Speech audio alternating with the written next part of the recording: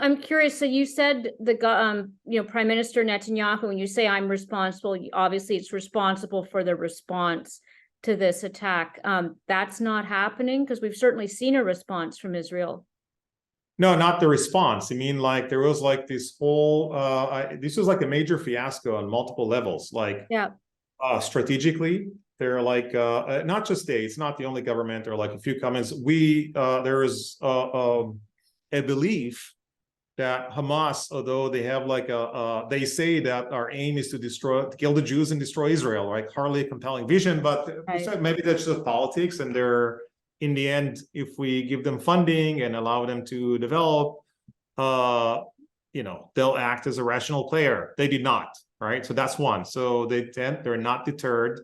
The military was understaffed, so major military failure to one of the most technologically advanced militaries in the world, and all the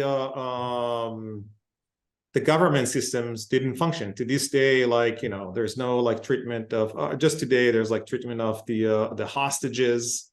200 people didn't get a call from the government. Their families, the refugees, there's just total disarray. So that's where people say the chief of staff, the military, says, "I'm responsible for this failure. We're going to make this right." That's what people didn't hear. Yeah, that's fair enough. I hear a lot of analogies to 9/11, which is understandable given the scope and the surprise nature of the attack. But 22 years have passed, and there's certainly a lot of lessons in how the U.S. responded to 9/11. Do you think those lessons are being absorbed by Israel right now in its response?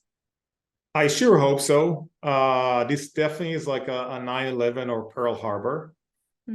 Just although you can't really compare, just in relative to the size of the population, it's like 10 9/11s. So it's like number of people that died. So just everybody's impacted. I'm not sure that the learning is still there. I sure hope so. But I mean, right now we're in the middle of like an escalation, right? That of a response and counter response. But we hope that when it's all said and done, there'll be learning and better systems.